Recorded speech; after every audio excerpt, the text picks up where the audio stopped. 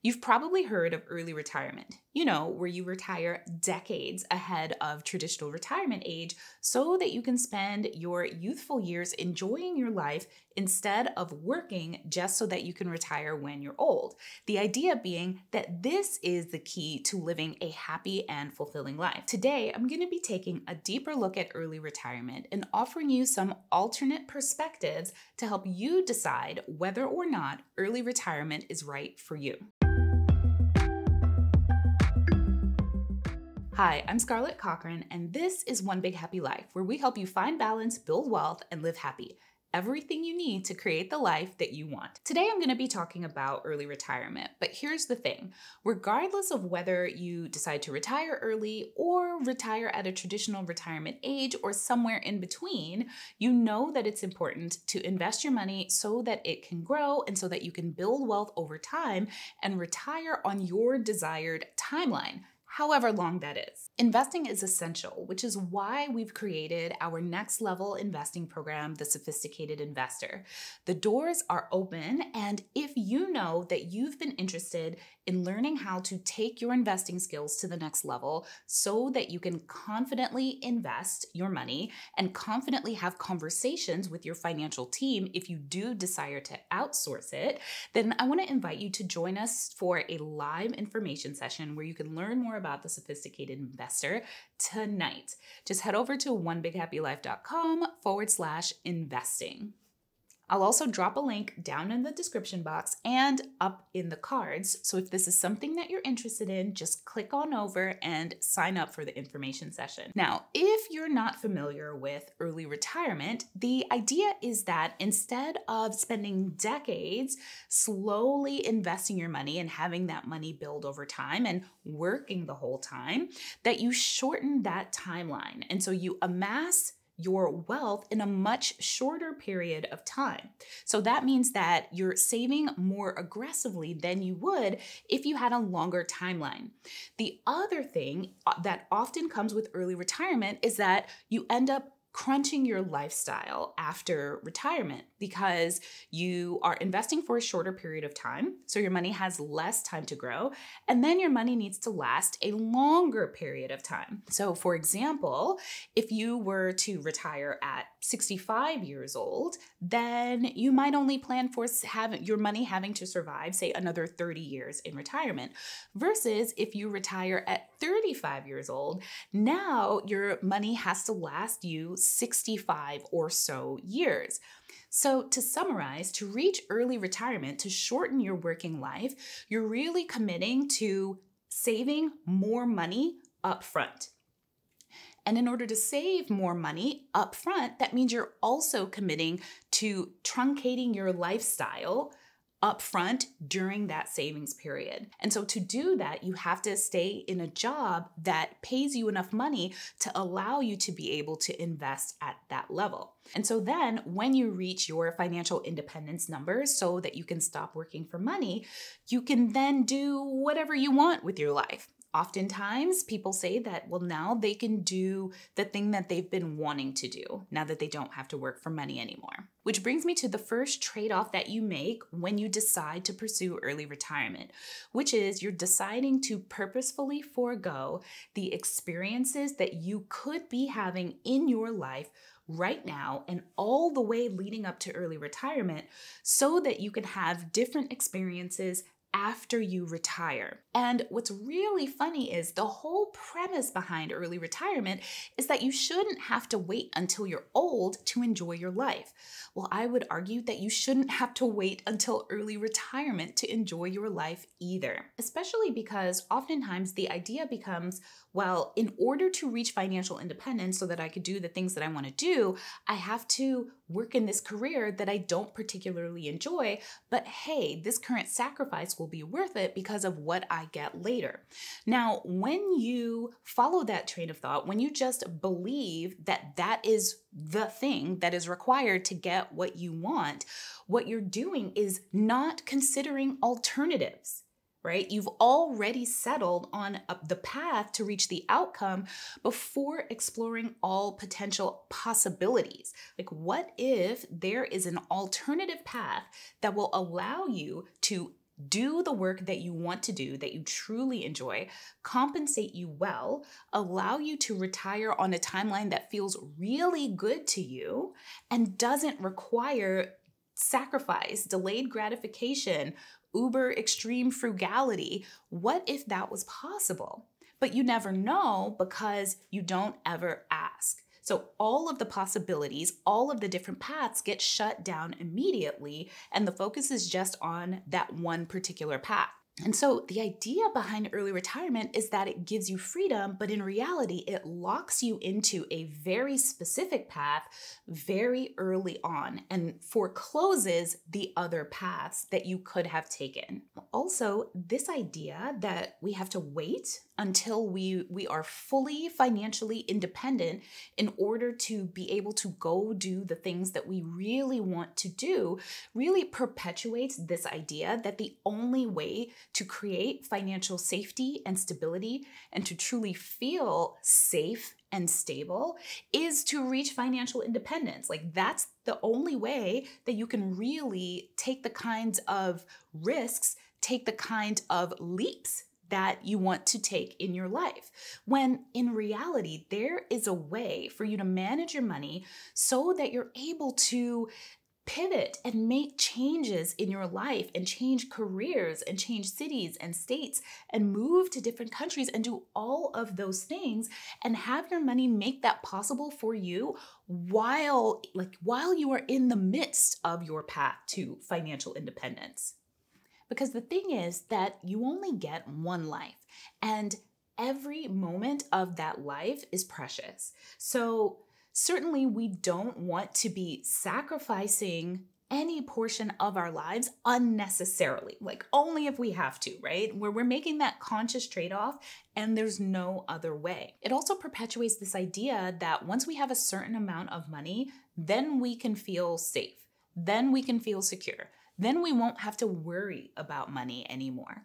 But the reality is the sums that we're talking about when it comes, for most people, when it comes to early retirement, where we might be talking about $2, $3, or $4 million, in the grand scheme of things, over the course of 65 years, that's not the kind of wealth in and of itself that's gonna make it to where you never have to think about money again. Because no matter what vein of early retirement you're talking about, whether it's lean fire, barista fire, or even fat fire, none of them amass such a large amount of wealth that they don't have to think about how much money they're spending. Which means that thinking about money is actually never going to go away. You're actually going to be thinking about money even more when you're on a fixed income, because there isn't any more where that came from. And you do have to pay attention to the fluctuations of the market to make sure that your nest egg can continue to support your current lifestyle, whether that lifestyle is funded by a $10 million nest egg or a $2 million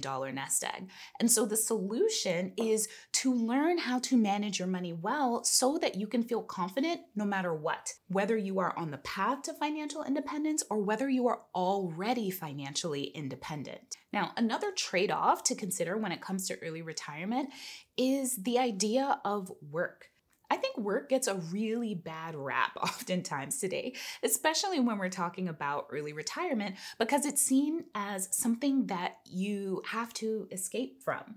But in reality, for many of us, work is deeply meaningful. And when it comes to the type of work that you may want to do, there may be only one way to do that work. So for example, for many years, I was a banking and finance attorney. So I did banking regulation. And there are only really three ways to do that. And it all requires working for someone else. I either had to work for a federal or state regulatory agency, or I had to work for a bank, or well, I guess there's a fourth, law firms, consulting firms, or like consumer agencies. So basically it's all companies that do this type of work. Maybe I can go out and start my own company doing that kind of work, but at the end of the day, it's not something that I could just dabble in, even if it was the thing that I decided to do after early retirement. And there are so many careers that are like that, careers that require, an institution in order to support that career, or careers that require decades in order to master the skill of the work. And so I think with early retirement, there's often this like vilification of work as something that you definitely want to escape from, and not enough conversation around work as being something that's deeply fulfilling. There's also a bit of a stigma around working for money. Like there's something wrong with working for money or something bad about working for money. And in reality, and there are so many kind of negative consequences that can come along with this idea that because you're financially independent, you can do the work without having to be compensated, especially if you're working in an industry where people who are trying to be compensated and use that money to have a living wage so they could thrive, so they can support a family, so that they can too build wealth. If you're entering an industry and you're independently wealthy, and so you're not charging enough money and you're causing wages to go down, that's not doing anyone any favors. And I know this feels very like snowball down a hill and maybe like a bit of an exaggeration, but I truly believe that how we do one thing is how we do everything. So this idea that we should be happy to leave and go do work where we're not compensated, I think devalues the value of work. How can we be generous financially with others and want to create a world where people are able to do work and get compensated well, while simultaneously saying, well, and I'm gonna, do work so that I don't have to get paid, right? I just think there's a little bit of a disconnect there. You may or may not agree with me, but I think at the very least, it's a conversation worth having. Now, another thing that I wanted to talk about that, I've touched on here and there throughout this video, but it's the idea of early retirement as escapism, as the key to going from a life where you're not happy over to a life where everything about your life is happy, or you're finally free to pursue happiness. And sure, that feels really good, but it perpetuates this idea that my life will be better if only I had this. And I want to offer to you that all of the happiness and joy that's available to you in early retirement is available to you right now. The issue is, how do we identify the features that are important to us when it comes to a happy life?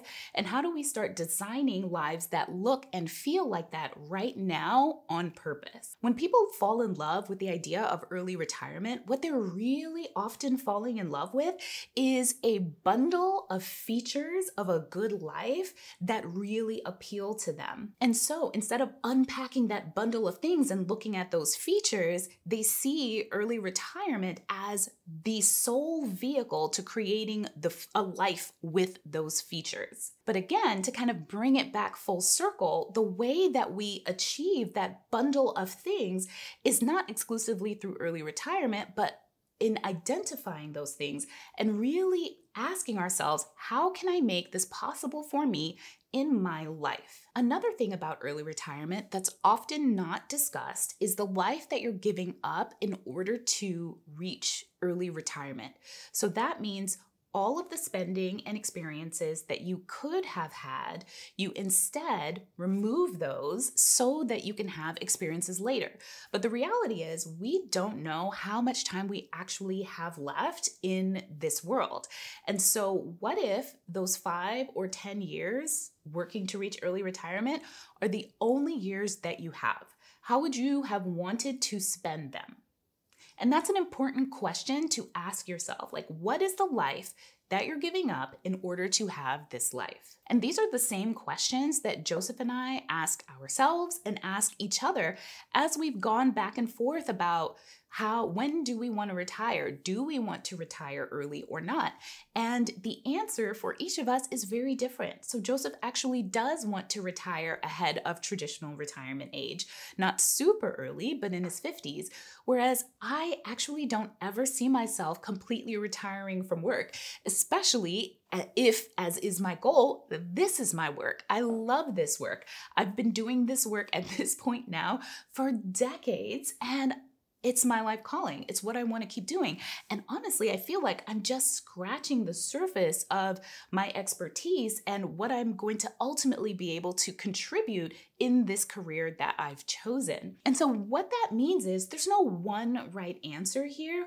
There's only the answer that makes the most sense for you. And so my goal here today is not to say that early retirement is right or wrong, but just to point out some of the underlying assumptions and the unintended effects and consequences that come along with choosing early retirement as the path without questioning it first.